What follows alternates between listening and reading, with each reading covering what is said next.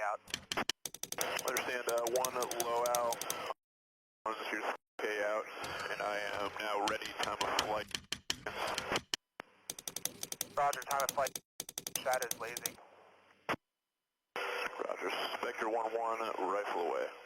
Yeah, so the Senior Enlisted Council is it's your senior sergeant majors at the 4-star level and some of the 3-star Army Service Component Command levels that really helps to make decisions for the Army for the Enlisted Corps. And we do that through really some quite candid conversations in a room with all of us, that's led by the Sergeant Major of the Army, SMA.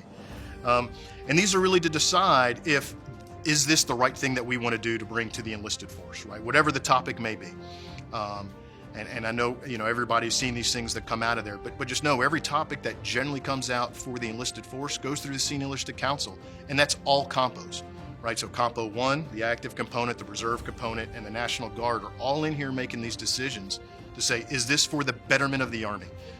Specifically for the enlisted force. What we do is we look at all of the different things that affect soldiers' lives, barracks and pays and PCSs and career progression, talent management, all of these different things. PME, we are talking about, we are making changes to make things better, because the Army has changed significantly in the last, I would argue even in the last 5 years, as we've come out of the global war on terror, and we're looking much more at large-scale conflict, and how do we need to adjust how we're taking care of soldiers and how we're promoting soldiers and how we're training soldiers. All of those things, this is the soldiers' representatives to the Army senior leaders. I would say the value of the Senior Enlisted Council is a different perspective. As a sergeant major, one of the most important things to me, and one of the things I always make time to do, is still to get out there and spend time with the soldiers of USASOC and understand what's on their mind and provide that perspective to senior leaders. And it can be very easy to get disconnected when you're at a large command. I think about it sometimes, like there are 28,000 soldiers in USASOC and there's one of me. And there's one of our commanding general. And so it's very easy to get disconnected. And the sergeant major's role is to really make sure you're still maintaining that connection, still hearing what's going on for the soldiers, and then bringing that perspective to the table. This is kind of the voice of the Army. We can sit in the room, talk about problems, decide if it's a big enough problem to move forward and change, or if it's not big enough that we can kind of push it aside.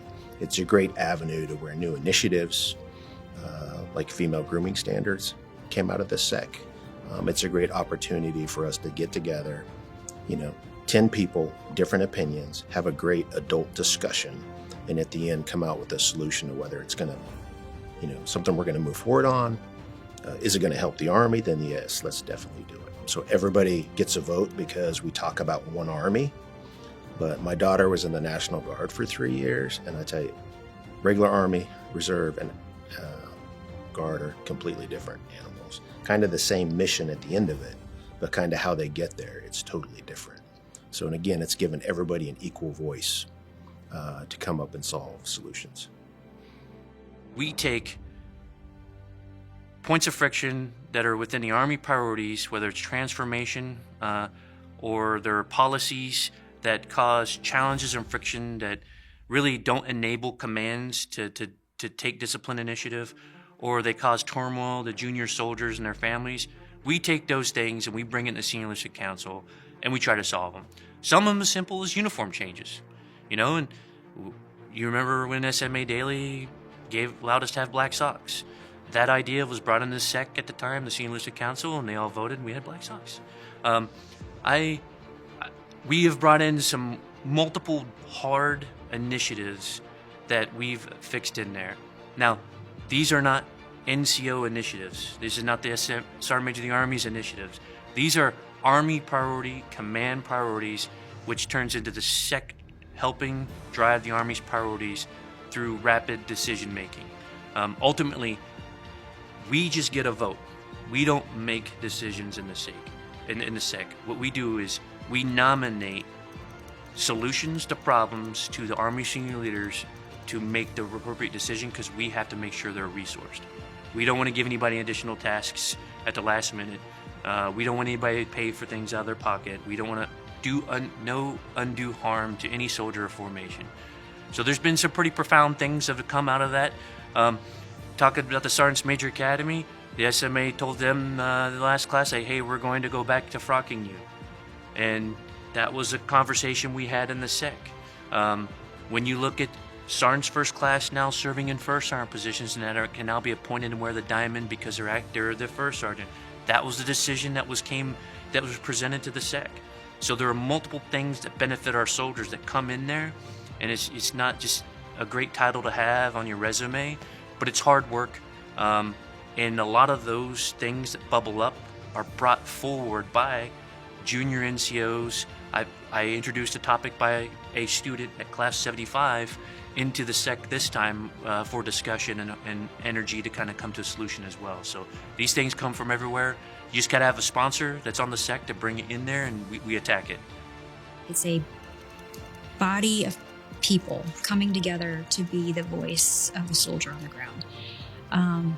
It is a way for them to be heard at the major command level to the SMA. And we know that the SMA is the voice of all soldiers. But it's hard for him to be in a million different places all at one time. So by having the Senior Enlisted Council, they represent the totality of the Army and different CMFs, different commands that can then get their voices heard even at a more of a micro level to the SMA so that we can make key decisions moving forward. So I'd say it's like a body of people coming together that represent them. It's really valuable because, one, we represent a large part of the Army, the enlisted soldier, and so it's much harder to get their voice heard, right? It's much harder to make a change because we're not the ones in the end of the day making the change. But we bring a certain amount of credibility to the table when the commanders are making decisions, or when the chief is making decisions, or the vice, or the secretary. When you have which we talked about earlier, right, which is that relevance of the non-commissioned officer, bringing those voices and bringing those things to the table that say, we need to really take a hard look at this because this is the feedback we're getting, is extremely invaluable. Because as I noted, it's really hard for one person to be in a million different places. And because our NCOs are so trusted, and they bring that credibility, I think that's a great reason why we have it.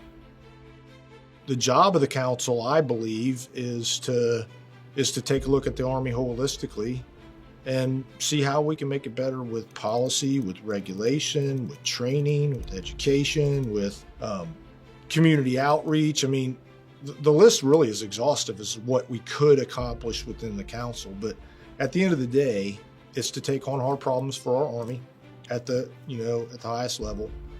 Think about how we might be able to solve those problems.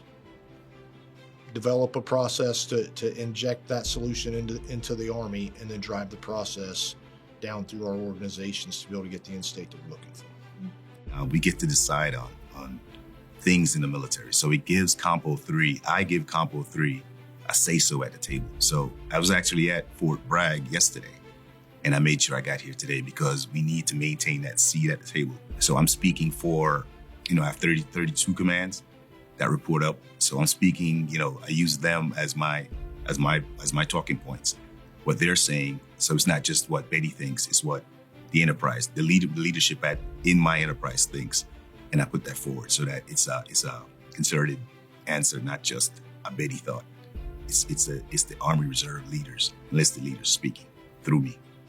We're doing what NCOs are supposed to do when we see problems, issues, or challenges confronting our enlisted force. We look for solutions. I think it goes back to the NCO creed. It's, we say in the NCO creed, officers of my unit will have maximum time to accomplish their mission, do their job. They won't have to do mine.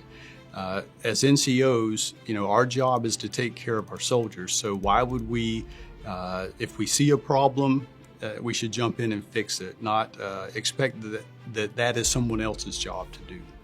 And what we do is work on, talk about, and chew on problems for our commanders, right? And then give our opinions and advice back to them for them to be able to make a decision on Army problems, but I would say primarily focused on the enlisted cohort. The SEC is a body of senior non-commissioned officers with a lot of different diverse experiences and opportunities and exposures throughout their career. And then we kind of bring that together to have discussions about, Army topics that are very important to, not only our senior leaders that we work with every day, but, the soldiers that we kind of advocate for day in and day out. Just making things better for them past our time, things that are going to be enduring, making, recommendations to the Sergeant Major of the Army so he can take it back to the Chief of Staff of the Army for a decision, and just making the lives of soldiers better each and every day. We understand that, that not all of our decisions are going to touch and affect us.